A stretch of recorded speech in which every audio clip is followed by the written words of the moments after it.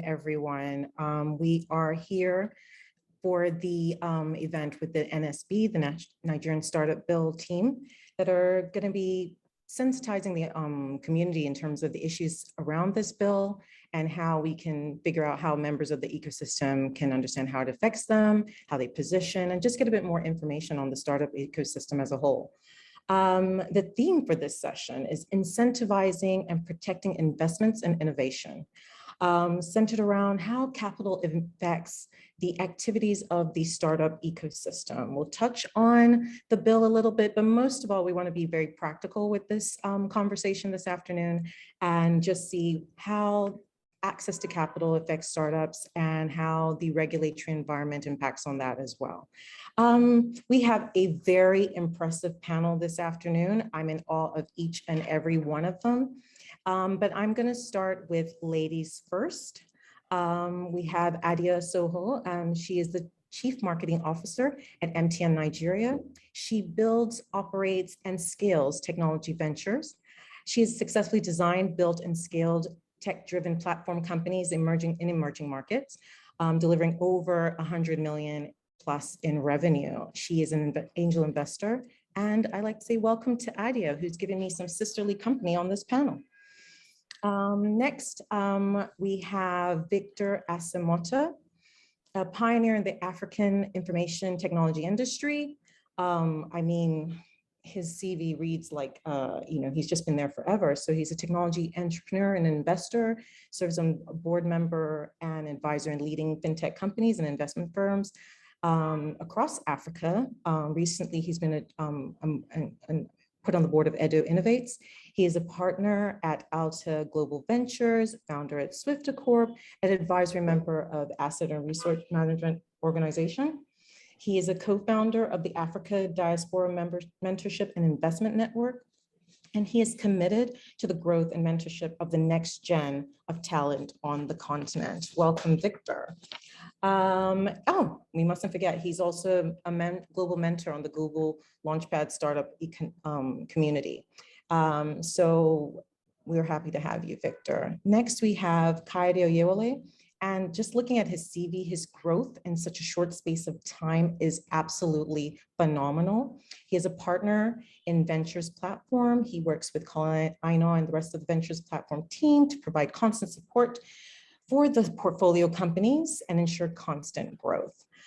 Before joining Ventures Platform in 2016, as a startup advisor and later head of investments and portfolio support, he worked at MaxNG as head of writers growth from December 2015 to 2016. And then he jumped over to Meltwater as an entrepreneur in training. He is also an avid believer in volunteering. So he's been volunteering for a long time with Wake Up and Smell the Coffee team. And his journey just shows that his potential has yet to be revealed. He's still got a lot to give us at this early stage in his career, but he's already a partner. So I don't think that's early stage at all. Moving on to Dr. Femi Oyenuga. He is a pan technology leader driven by excellence to build worldwide class platforms for large organizations across Africa, driven to deliver the process of operational excellence. He works with the Nigeria Exchange Limited. He's strategically focused executive who is focused on top performance through staff motivation, mentoring, recognition of learning and development. And he has robust experience in health, telecommunications, banking, and microfinance and capital markets and OEMs. Welcome, Dr. Femi. I will never forget your name because of my son. And last but not least, and by no means least, a man that needs very little introduction, we have Mr. Tommy Davies, better known to most as TD. He is the Chief Investment Officer at Green Tech Capital Partners in Frankfurt, Germany, a venture building firm specializing in Africa. He is the collaborator in chief at TVC Labs. He is also the co-founder of the Lagos Angel Network, chairman of the Diaspora Angel Network and CC Hub Syndicate. He's the president of the Africa Business Angels Network and a board member of the Global Business Angel Network. As a thought leader with insights gained from growing portfolio tech-enabled company ventures originating from Africa, his personal goal, and I love this, find, fund, and follow African founders that are using technology-enabled innovation to create economic value and social impact on the continent. This is where we're going. Find, fund, and follow. So that's what we're talking about this afternoon. So let's get started. We are here because of the Nigerian startup bill, the team behind that, and it's currently hailed as the sexiest piece of legislation undergoing circulation at the moment, which is meant to create an enabling environment for high growth technology enabled businesses, i.e. startups. It aims to create a framework that solves problems around funding, infrastructure, uncertain policies, and with considering our Nigerians' history of policy flip-flop, recent examples being the ban on motorcycle hailing platforms, the ban on cryptocurrency, we can say an actual law that harmonizes the different policies and helps startups thrive is probably welcome at this point. And the World Bank has said Nigeria has a bad score on the ease of doing business, but be that as it may, we can see that despite all this, I've said the negative points, since the start of the year, you've seen landmark fundraising transactions, which has attracted heavyweight global venture investors such as SoftBank, Sequoia, Tiger Global, and unicorns coming to life like Flutterwave, OPay, Wave, being the major ones, which all happen to be in the fintech space. Nigeria has constantly ranked in the top 4 for most funded countries, both amount and the number of startups invested in across Africa. And in 2020, Nigerian startups received the most investment totaling over 307 million in 71 deals and an average deal size of 4.3 million. So far this year, we have seen 47 deals over 1 million, double that of 2020, and we're not even at the end of 2021. And lately, that just shows that the size of investments demonstrate a real commitment to Africa, and this is new, definitely new. And there isn't any global VC that isn't seriously exploring opportunities to invest in Africa at the moment, and in particular, our very favorite, our country, Nigeria. So let's kick off. So, Tomi, I'm gonna start, TD, I'm gonna start with you.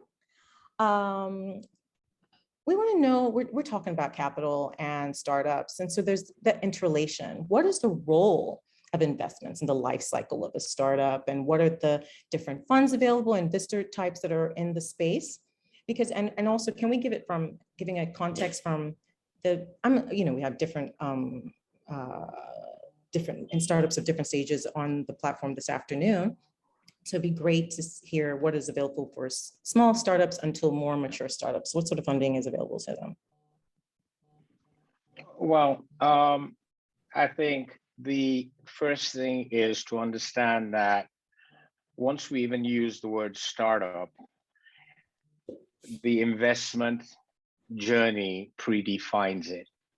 What do I mean by that? Well, a startup typically starts with an idea and founders, and the first money they get, so to speak, we call the F's. So the founder puts in some money, the family puts in some money, friends put in some money, fans put in some money, and others would add that fools put in some money at this very early stage too. The whole idea being to get a minimum viable product that customers can actually buy from this startup. Once that happens, you get to the next. Remember, I said it's a series of a story of funding series. So the next thing comes to people like myself, Adia, Victor, and others, which are angels. They call it the small tickets.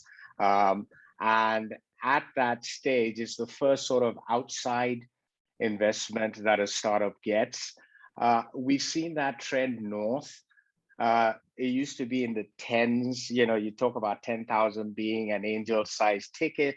Nowadays, you're getting into $500,000 as angel-sized tickets on the continent. I'll come, I'm not quite sure we'll talk about that. But then you move from that, and you start talking about seed rounds.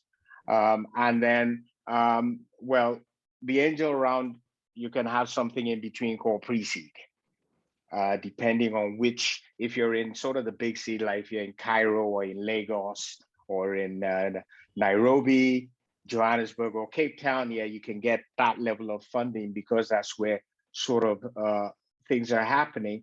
After pre-seed into seed, sort of what do you call it? The trophy is Series A. And that's when you get actual institutional investors kick the tires, certify you that, yes, you are a bankable startup. And typically then you're talking in the millions of dollars. This journey can take anywhere from 5 to 7 years. And then, of course, after Series A, you've got B, C, D, E, and ongoing. Sort of what I say is beyond my pay grade. They're better minds than myself who understand. Sort of mine is sort of to get them from MVP and ship them to the VCs to make sure that they're doing what they're supposed to do. I trust that helps. It sure does. It really sets the tone. Thank you so much for that. So I'm going to let everybody answer the next question from their own perspective. Despite the rise in foreign and local investment in Nigeria, what do you perceive as the challenges being faced by new and existing investors who want to invest in startups? And on that note, I'm going to say ladies first. Adia, let me know your thoughts on that.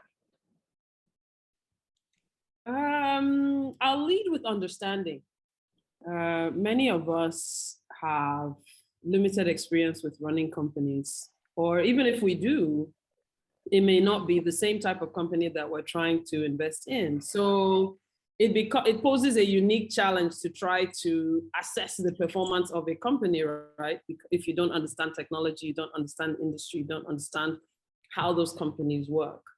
So there's definitely a learning gap that investors have to cross. And I think, you know, if you look back to the investing environment in Nigeria and what people were asking for in exchange for their funds, that has changed as people have become a lot more savvy about what an investment actually gets you. You know, some people, you know, way back then, just to give an extreme example, would give you an internet connection and demand half your company, right? So it's kind of, you know, so now we've grown and we've evolved. You know, we understand that, you know, marketing is as much of an investment as hiring is, but these are things that take time for an ecosystem to understand. And we're still not all the way there, right? Because obviously technology changes, the type of company that can be formed is changing every year as the amount of information on the internet doubles. So we've now entered this, you know, state of constant learning and constant growth so that we can stay abreast. So I think for me, that would be something I don't get talked about very often. Okay. So one, understanding the company you're trying to invest in. Dr. Femi, what would you say is one challenge you perceive as faced in new and existing investors? Thanks, Yolanda. I think that's a very good question. And I won't pivot from where Ada just left it. Because you see, the new canvas that we found ourselves in terms of investment and startup, presents an opportunity and also challenges as well. So I just want to marry both together, because if you see one, so that you see both sides of the coin. And so the challenges that I see thereof that is actually bubbling up is the understanding of the entire ecosystem. So how do you deal with organizations that are naturally manual in kind of formation that is now going through a digital type of discussion?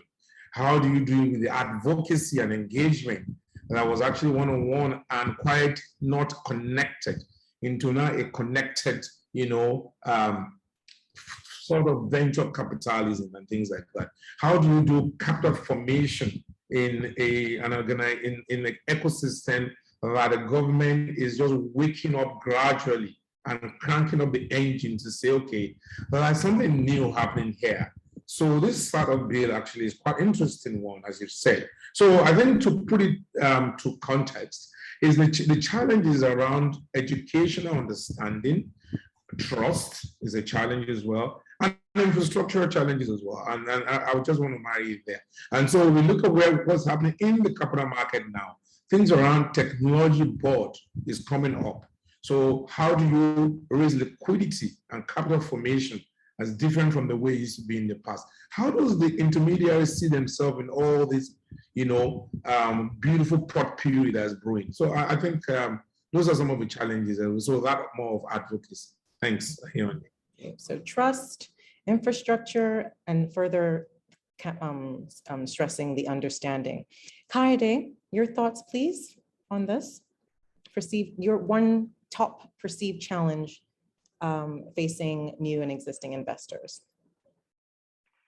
Yeah, I guess similar to the point Adia's made, right?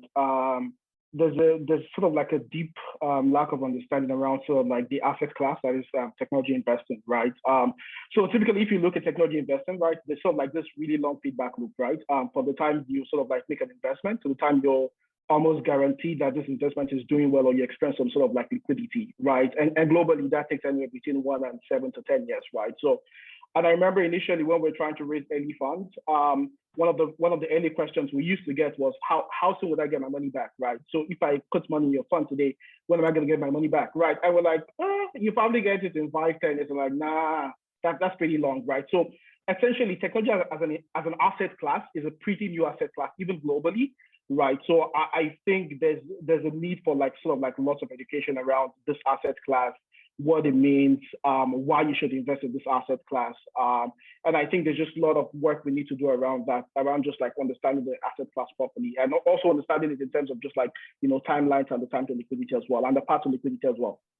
Thank you. And Victor, Big Chief. Yeah, yeah, thank you very much. There's this saying by Davor Ravikant, the founder of Angelis, that I love so much. It says that startups are the Olympics of technology. So unlike the regular Olympics, you need very top-notch competitors and a lot of training, to actually prevail. So what we are getting into now is a global thing. This is the point I've tried to make to even local investors who were in angel syndicates long ago. It's no longer a local champion thing. The investor is not a chieftaincy title.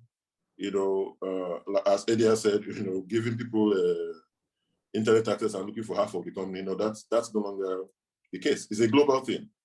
So the biggest challenge we have is people not actually having that global mindset, still thinking that it's a local thing. Even the entrepreneurs themselves too as well. There's no entitlement. You're not entitled to anything. You are competing with the best in the world, and they are going to come and compete with you also in your own turf too as well. The Chinese have come. Others more are still coming. So it's going to be radically different, in a very, very short term. Okay. So just recapping, understanding the ecosystem, understanding the players in terms of what are you trying to invest in, the trust, lack of infrastructure, understanding technology as an asset class, and then not being a local champ. It's not about you. It's about knowing that you're playing in a global space as an investor and as an entrepreneur. So that's really interesting, those points raised. And I'm going to quickly move on to the fact that fintech, right? Is that all our middle name now? It's everything, right? And nothing like a pandemic to drive a business forward. So global, from Tech Cabal says that Nigerian startups raised 276.5 million in the first 7 months of 2021, and fintechs accounted for 95% of that money within the time period. Adia, having worked in agro, fintech, telecoms, please, why are the other sectors lagging behind? Because if fintech doesn't work, nobody works. So I think we need to just be okay with that and just put the haterade away. Fintech needs to work, and we need to keep saying fintech in as many ways, shapes, and forms as we can until moving money from point A to point B happens faster than it takes me to say point A to point B, right? Money needs to move that fast. Credit needs to move that fast. Insurance needs to move that fast. Savings needs to move that fast. So until fintech is in the pocket and is being utilized by every Nigerian, it's going to keep being a topic. So now that, hopefully we understand that, we can now, nothing is moving. Nothing is moving. Nothing is moving. While we're still carrying cash up and down, nothing is moving. Nothing is moving, right? Because what you want to really have a strong impact on GDP, right? You want the economy to keep turning over. Right now, ours is just slow as molasses. Why? Cash. Why? Friction. Why? No identity, right? These are all the things that fintech is exposing and capitalizing on. So it remains extremely important. And to be honest, I have an understanding of this because I had to make this choice when I left Etisalat. I had to decide where could I potentially have the most impact and what was most interesting to me. And I weighed, other industries, right? But I chose fintech because of this very point that I've made. Okay, great. So Tomi, TD, any hope for the other sectors while we're waiting for friction in the money sector to be removed? How do we help a few of them? Just, while we're waiting for this friction with money to be resolved? Well, it's first to understand just what Adia just said and treat fintech as infrastructure. That's how I would look at it. Once you put it within that perspective, then you're not comparing fintech to others anymore. It's just like we don't compare tech, okay, to anything else. Once you've done that, then you start to, I look at two camps. I look at what I call essentials, and then I look at platforms. Essentials are true to life, need for life. You can't, they're always going to be there. Agri-tech, I don't care what you guys do or what you say, okay, till the cows come home. Agri-tech is going to be staple diet. Money's going to go into it, and it's going to continue going into it. Nobody can do it. That's the reality. So if you remember our basic economics 101, I think it was food, shelter, and clothing. Right. Okay. Guess what? It's still valid.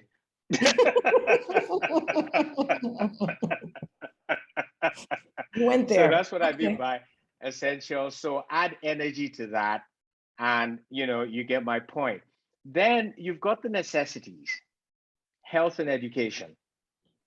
Okay, add transportation to that. And that's sort of the hierarchy as it'll play out. Entertainment is sort of kicking in strong into that health and education. And that's the conversation Victor and I were having earlier about you're weaving entertainment into education and sort of blending. Why? Because in the future, it's no longer, right now we're in a knowledge society. The future, we're moving into a learning society. We're going to sort of be awarding people not on what they know, but on their ability to learn, unlearn, and then learn again. So that's sort of where we're going in that particular dimension. I trust that helps. That sure does. Sure does. Kayode, back to you. And you're managing a fund and engaging startups all the time. So what are the challenges you're seeing startups face when seeking investment? And how can startups prevent themselves from encountering these friction points when they're trying to seek investment? What should they be looking at? When are they ready? Tell us. So I guess a few things first. We all tend to talk about, I see this, there's this whole thing about the commoditization of capital, right? And how capital is everywhere. I personally want to say that we need a lot more investors, right?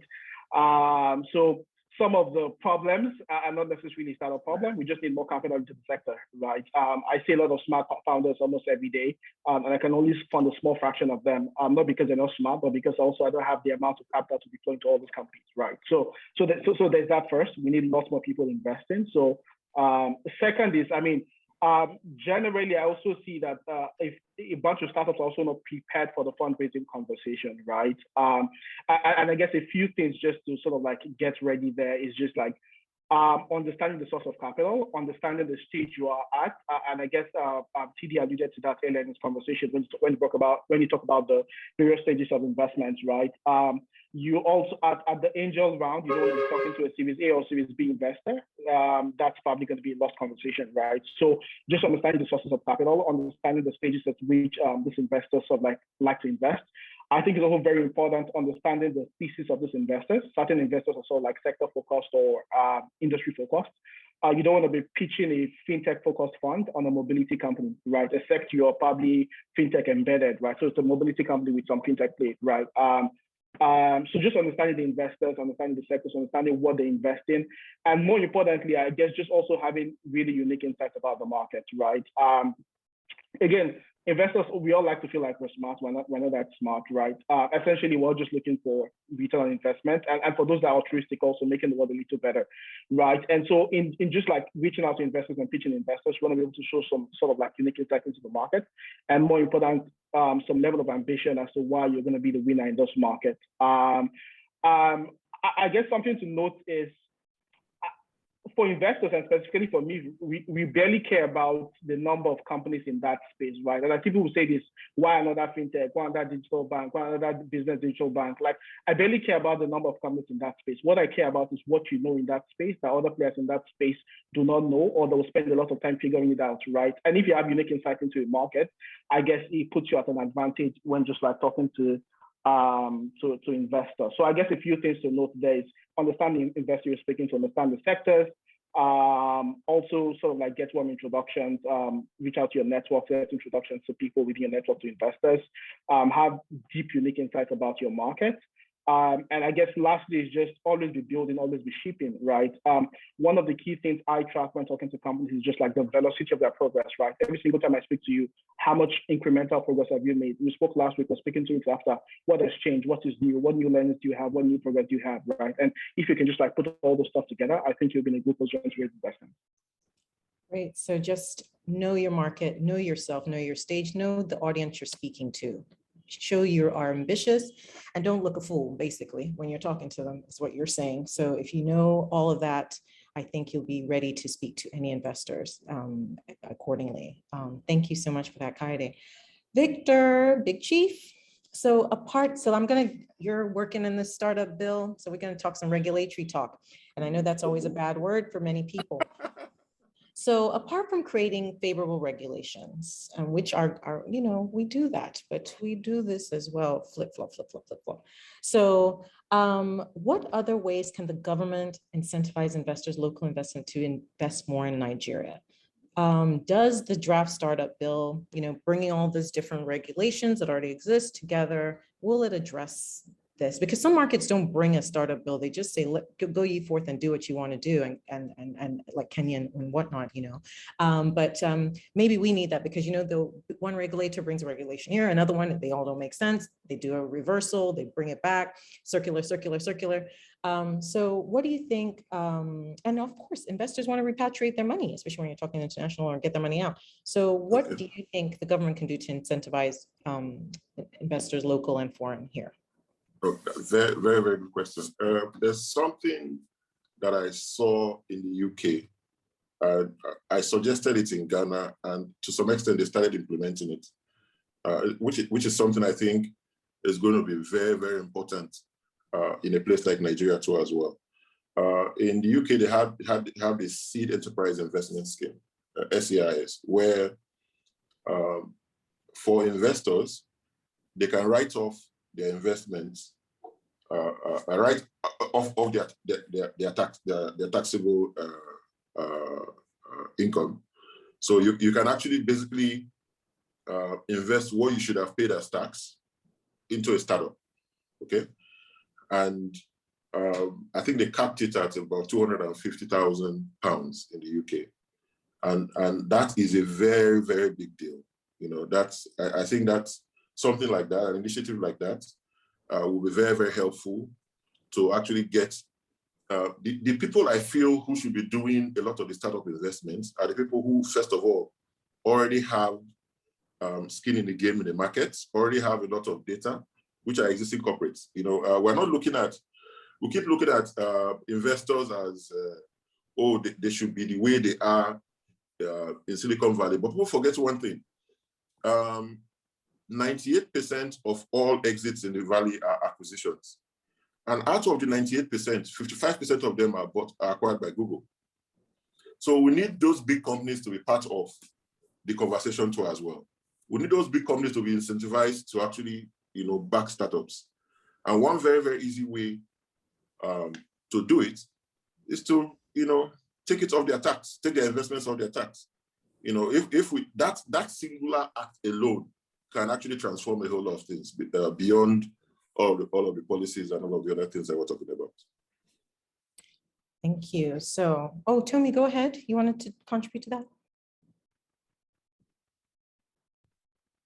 Yes, I think Victor's raised a point that I believe the startup bill does and should address, and that is incentivizing local investors to invest in startups. Because without that incentive, you can't build the ecosystem properly. Those that are doing it now see it more as a labor of love. Because yes, the upside is there, but as you heard from Kari earlier, and as Dr. Femi was saying, this is a time-based thing. You know, you're talking 5 to 7 years of holding somebody's money and they're not sure they're going to get it back. And let's not forget the failure rates that exist within startups, which are also high. It is the highest risk investment asset class at the end of the day. And that's why I think government intervention is critical.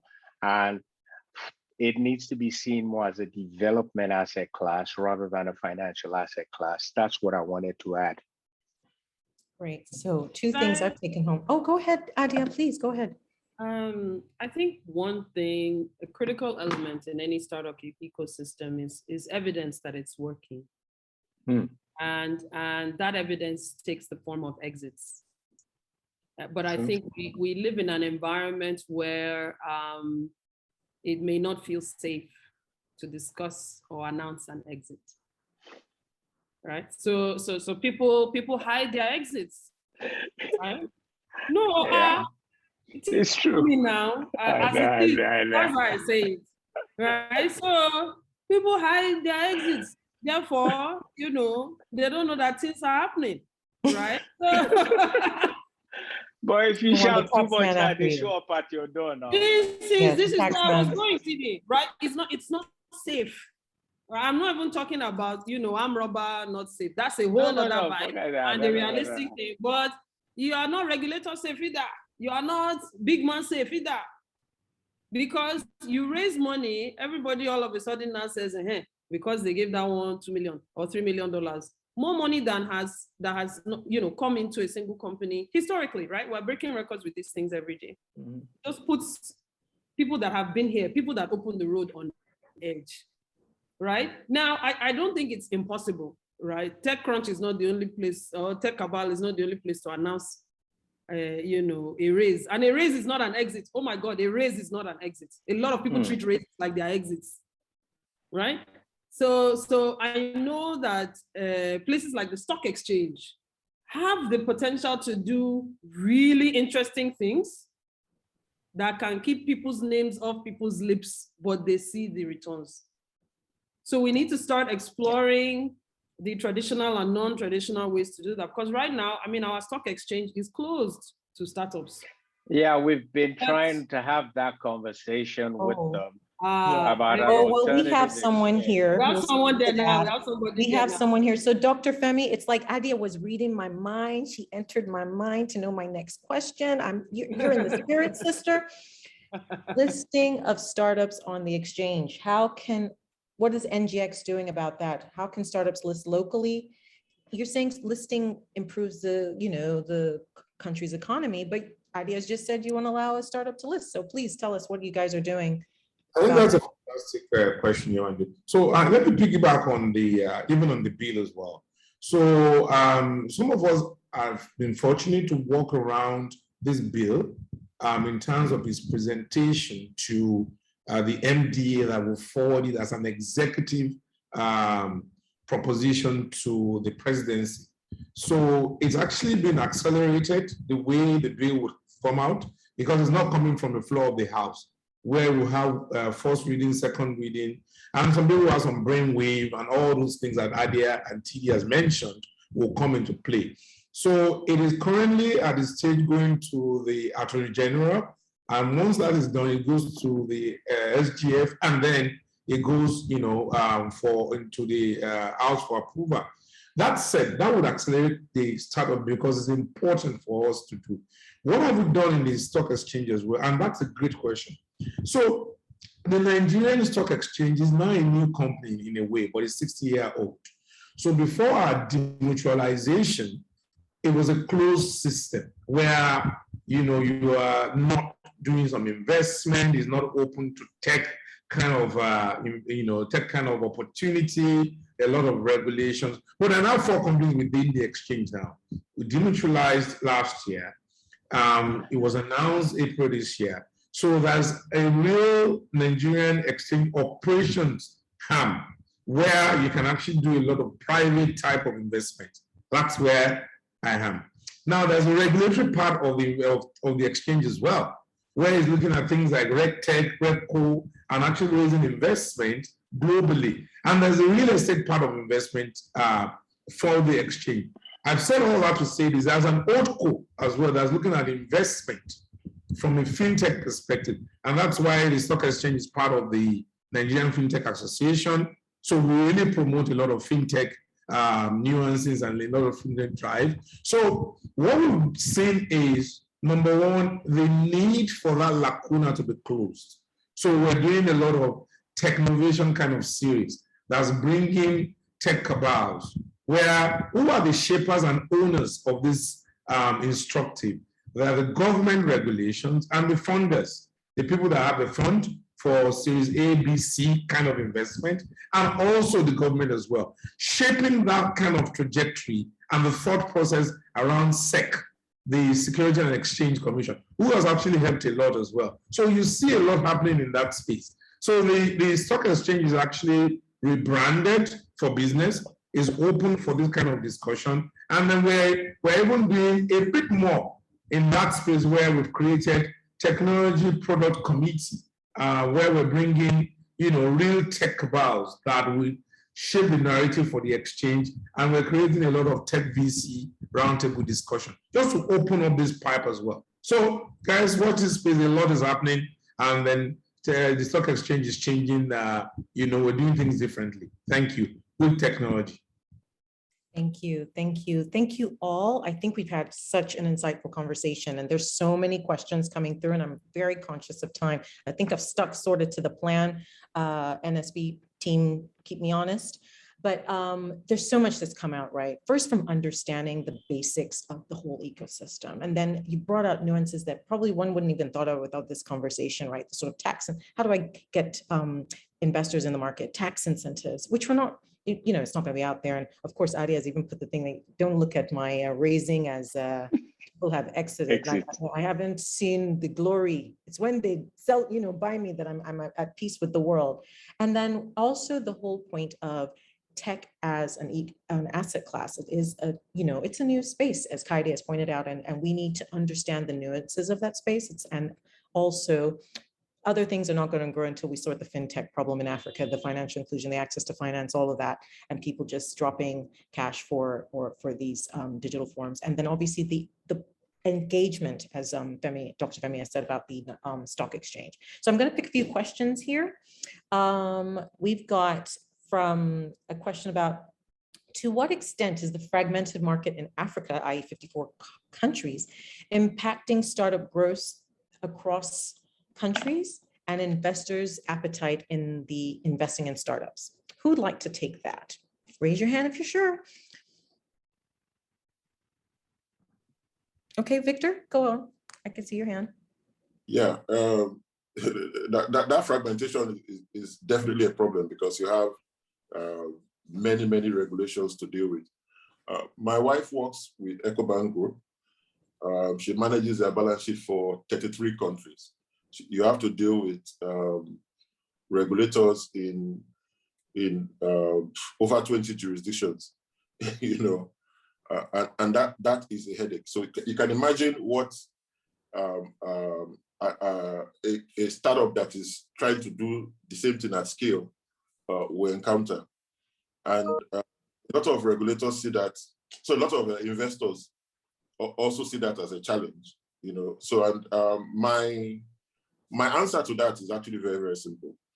The way we structure investment vehicles in Africa also has to adapt to our realities too as well. You know, so if you want to have an African vehicle, have African representation, have you know, partners from as many places in Africa as possible.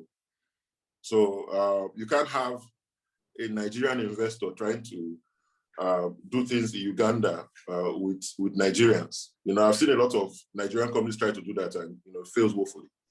You know, so we have to adapt to the realities in Africa. We have a lot more in common than we imagine, but we also have some realities too as well. I remember the first time I went to Ghana, they didn't allow me to even rent property because I'm Nigerian. That's the reality. You know, we have that problem, you know, all across Africa, and it's something that we have to deal with. Can I just add to that, please? Go on. So fragmentation is our reality. No one company is going to eliminate it. So I think it's time for us to start thinking about opportunities to work with it, right? So I know of one or two interesting startups that are trying to serve as an intermediary and a connector. So just connect to them and they connect you to other countries in Africa, right? So, you know, the same could just spring up for, you know, real estate. You know, the one I'm talking about is called Norbase. You know, it helps you incorporate, set up your taxes and set up your company in companies, you know, in countries across Africa. So the fragmentation is going nowhere. We can't do ethnic cleansing again, right? The developed world has a chance to do it. Yeah, you know, if you change it this year. Oh no, Yeah. we can't do it. It was never the right. reality is the reality. Kaidi, I see your hand up. Okay. It was never right. Sorry, But I just want to say something on this one. Oh, sorry, Kaidi, go ahead. No, please go ahead, TD, sir. Oh, sorry, Yohande. Now, what I wanted to add is what Adi is saying, but I think there's a hope that I share with my startups in terms of how to look at it. When you look at Africa, yes, we've got 56 countries, but actually, let's not forget our colonial history that has shaped the continent. Okay, so we've got, in reality, Anglophone Africa, we've got Francophone Africa, we've got Arabia Africa, which is up north, and we've got Southern Africa, and that's how the economies work. So if you look at Francophone, for example, single currency, they've now got OHADA as their legislative framework. They're moving in one particular direction, it's centered on Paris. If you look at the Anglophone, they're independent-minded countries. So with the bulwarks of Nigeria and Kenya, with Ghana and Uganda in between. So those are the realities of the economic systems that are at work on the continent. And when we talk about startups, that's how I think they need to sort of conceptualize and think. It's crossing over from Francophone to Anglophone. That's where you get the high hurdle rate that we're talking, because you've got language barriers underpinning whatever cultural and legislative differences you also have. That's sort of what I wanted to highlight. Trust it helps. Sorry, Femi. Sorry, Kaidi. Kaidi. Kaidi? Yes, I'm here. Yeah, so just to quickly add to a few points Adi has made and TD as well. I guess a good way to look at this, like TD said, is just look at the categorization of each of those continents, right? And like break it down, francophone, anglophone, and what I'm beginning to see in terms of like companies that are looking to expand is that's how they sort of like, you know, make the journey, right? Essentially starting from East Africa, you're able to get to Kenya, you're able to get into Uganda, Tanzania, and a bunch of these countries because like the regulations are sort of like similar around those spaces. So what you want to do, sort of like categorize countries and just figure out what countries share similar regulations, similar landscape, similar language, similar banking infrastructure, and essentially just ride on that to expand to all those countries. And just like, you know, so in terms of expansion, that's a good way to think about it. And I guess the point Adia made about also companies building infrastructure that enable other companies to expand, that's becoming sort of like a recurring thesis I'm seeing for a few companies. We funded 2 of that. I think as those companies expand, then the possibility around, you know, quickly integrating and setting up in African countries then become a lot easier.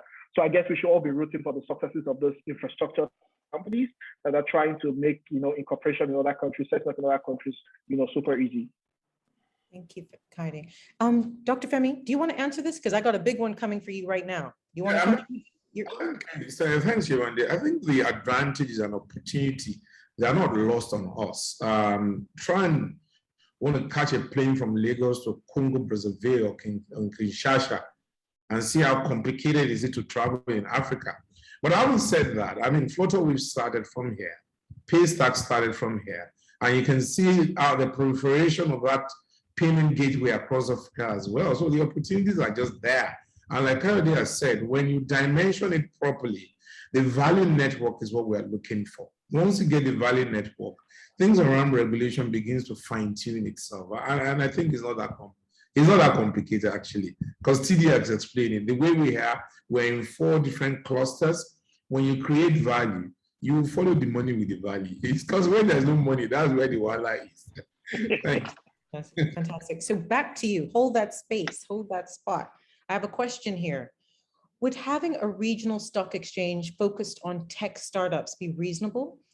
What is an alternative exchange for startups? So back to you, Dr. Femi. Check the table. Okay, they want to break this table today. Fantastic. So when the stock exchange demutualized, one of the things that we did was to create a new vision and mission for the exchange. Yeah. So we want to be the stock that Africa is made of. So the OldCo is actually investing in regional exchanges across the continent. So perfecting what we have in Nigeria, we're taking it into the Anglophone and Francophone countries as well. So there's some announcement that's going to actually open the curtain of next year. So that hasn't that question anyways, but that is happening. Technology is not only an enabler, it's also the way where we do capital formulation, you know, when you're looking at listing, primary listing, or even secondary derivative markets as it works in the entire value chain. So you're seeing things like digital, currency, e-currency, things like blockchain, how you tokenize asset, how you tokenize your capital, across value chain and things like that, and how that becomes a network. Right, you begin to see as it extends to hard work, creativity. That's what we're looking at around this startup bill anyway, because the entertainment industry, Nollywood, and the music industry has given us that to say, okay, how do we really empower this industry? How we look at techpreneurs as well. So those are some of the things that the exchange is actually looking at. So we're really trying to create, even at some point, a dual tokenization of offering, where you can actually have bonds and ETFs in foreign currency. So all those things are really some juicy part of the forthcoming attraction from the exchange. And so it's a different exchange than what we used to have before. Thank you. All right. All you need to do is say Bitcoin and you won my heart, but it's okay. We will shake that table another day. Yes, I'm going to shake one last, I think we have time for one last question. So I'm thinking who I'm going to pick on this one. Oh, there's 2 that, okay, maybe we can take 2, but let me take this one first. How much premium do investors place on regulatory compliance? Or is it all about how much and how fast investors can have their returns? We are enhancing governance practice among startups, or are we encouraging profiteering? How would this impact on the maturity of this market? Who wants to take this? Be careful how you speak. I think Victor has a popular quote around this, and I've heard him say it a few times, right? And he's been So smiling I at guess me, it might so be I'm the gonna best take it position to to take this. Yes. I was just going to ask the chief. Big Chief, hit it. No, you guys don't put me in trouble. So,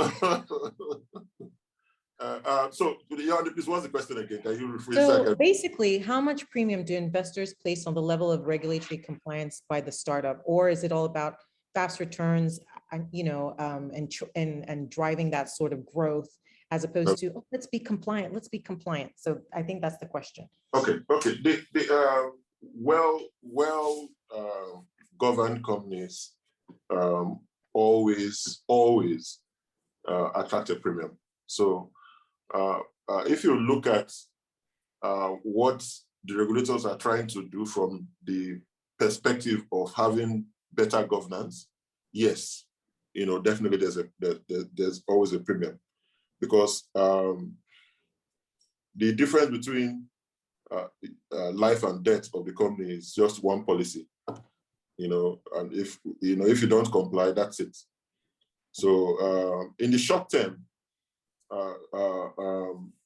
regulators win, but long-term innovators win, because innovation always precedes regulation. So as investors, if governance is important, and if the value you need to keep the company alive in the short term, compliance is extremely important. So as for making money,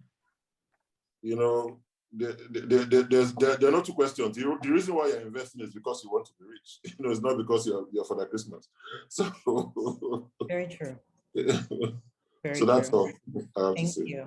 Yeah. I got another question up here, and I think it's going to be our last one.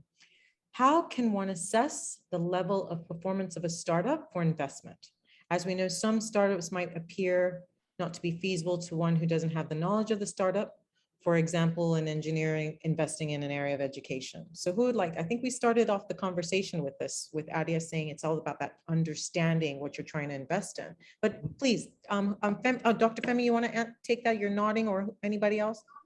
I just think that I align with what Adia said. The understanding of, because when we look at startup, it's a global, index that is not just in investing in technology alone. So creative sector as well is also a startup. There's a lot of startup happening there in creativity, entertainment, and even on Nollywood and, the music industry. There's a lot of startup happening there, fine arts and things like that. So I think it goes back to how Adia started it, is understanding what you want to get yourself invested in. I mean, for example, imagine investing into a startup with green energy in Nigeria. How long is that going to get you across the value chain, when you still have Nigerian railways working in country today, and there's no e-payment or ATMs at some of the stations? So there's a lot of complexity around, but I mean, maybe you want to add a few more things here, but I think it's understanding what you're getting yourself into and then trying to sort it out. I'll leave it at that. Adia, he put you on the spot. You want to contribute to that question? Or No, that statement? I think his point is well made. I think right now we still take a very individualized approach to making money, right? And we don't know that there are investments like these, investments in startups, make the pie bigger. So it's that kind of thinking that births the situation that Dr. Femi just described, right? But the fact of the matter is that there's so much opportunity. There are so many people. I think it was, someone said to me that between the first toll gate and Ekpe, there are 1 million people. So even if you want to have a worldview, please deliver that worldview to Lekki. You have 1 million potential customers with the right problem, right? So, but people won't see it like that, and then we obstruct, but the pie, there's so much to be made, and yeah, until we can capture that GDP and our economy is revolving, we'll all be going in the opposite direction. So Thank you. So I'm very conscious of time, and I think we've done well, guys. Thank you so much. You've been such an amazing panel. I think I'll just sum up a few things before I hand over to the Ventures Platform team and the NSB team to do their poll. In terms of, one thing I've taken home from this is that the reason we're having challenges of a mismatch is that there's a lot of lack of understanding of what we're trying to invest in, who I am as a startup, what stage I'm at, who the investor I'm talking to, where am I with my business in terms of communicating appropriately to the investor to attract that investment. We have a situation where there's a, let's not look at the problems. The fragmentation is there. It's always been there. It's not going anywhere. So how do we make that a pro in terms of conquer that region that's very similar and then move on, figure out how you speak to the Anglophone markets, figure out what are the niches of the Francophone market, figure out what's East Africa, West Africa differences and that sort of thing. And also in terms of taking advantages of this new bill coming up, in terms of how are they going to interpret it? We're not the first at the rodeo, so we need to obviously take on some examples. I love the whole part of incentivizing individuals to invest in startups, from the tax incentives, from the also in terms of when the smaller people have invested, you now have a reason why the bigger investors are going to come. And also in terms of this whole running away from the regulators knowing what's going on, they need to be informed, but they also need to understand I raised does not mean I've made money that you can come and tax me anyhow and chase me up and down for that sort of thing.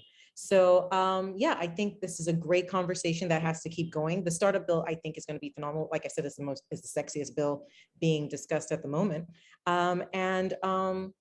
There's a lot to be done. I think there's a lot of knowledgeable players like the panel we've had today in the ecosystem that are really championing all the discussions and making sure that those that need to understand what they're approving understand. The road shows going on, grassroots understanding. And in terms of this whole, all the money is going to fintech. I love that point that Adia brought. Well, if you don't have money to move around, there's nothing to do with everything else. There's no agri-tech, there's no this one tech, there's no nothing. But there is, from what Tomi said as well, there's an approach. Deal with essentials. Having money in your hand is an essential, and then you can do other things. And therefore, you can now move on to health, education, which now health and education is linked. I'm using apps for my children now for their exams, and they're super fun. I would never have known I'd be stay on the computer for 4 hours learning that math is good for you, but who knew that would be the case? So thank you all for being on the panel this morning, and I'll hand over to Victor for the what's it called, the poll real quick. All right, thank you very much, Yewande, and thank you to our panelists and also all participants that have been that have dedicated their time to making sure today's learning series is actually a success. So right now,